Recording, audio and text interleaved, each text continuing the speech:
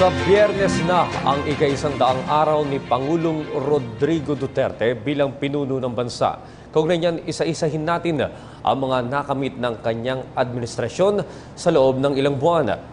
Una na natin yan ang paglaban niya sa iligal na droga, kung saan libu-libong mga drug users at pushers ang sumuko.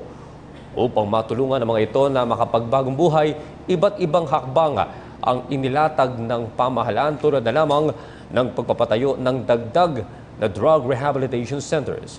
May report si Ria Fernandez. Patuloy ang paglobo ng bilang ng mga sumusukong drug user mula nang mamuno ang Administrasyong Duterte. Nakasaad sa Section 15 ng Republic Act 9165 o Comprehensive Dangerous Drugs Act of 2002 na sino mang mahuhuling gumagamit ng iligal na droga sa unang pagkakataon ay kinakailangan sumailalim sa rehabilitasyon sa isang government center nang hindi bababa sa 6 na buwan.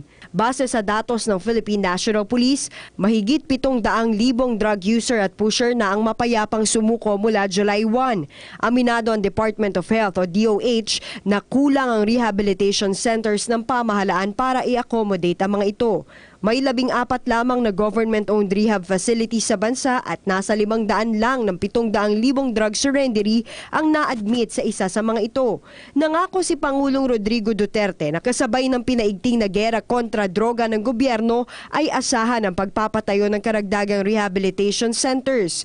Ayon sa Pangulo, gagawing rehab center ang ilang bahagi ng mga military camp. Nitong Setyembre, tumungong China si Health Secretary Pauline Obial kung saan lumagda ito at ang isang Chinese organization ng Memorandum of Understanding para sa konstruksyon ng mega rehab center sa Nueva Ecija na may 10,000 bed capacity.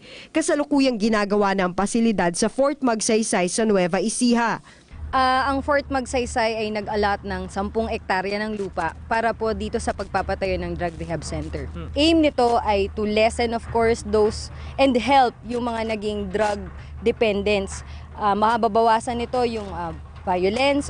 Pero nilinaw ni Secretary Benjamin Reyes ng Dangerous Drugs Board na hindi lahat ng drug surrendery ay dapat ipasok sa rehab. Kaya pinalalakas din ng pamahalaan ang community-based intervention sa tulong ng mga local government unit. Ito ay sa pamamagitan ng pagbibigay ng mga libreng Zumba session, cash for work at iba pang livelihood at social activities sa mga drug surrendery. 3 million drug users in the country. 1% po dyan ang kailangan ipasok sa inpatient treatment and rehab program.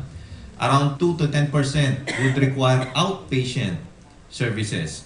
And then the rest, yung 90%, karamihan po no, ng mga users natin, and even yung mga surrenderers natin, would only require community-based intervention.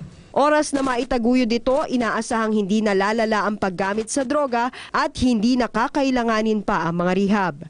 Para sa PTV News, Ria Fernandez. Hi, ako si Ria Fernandez. Mag-subscribe na sa PTV YouTube channel. I-click lang ang subscribe button.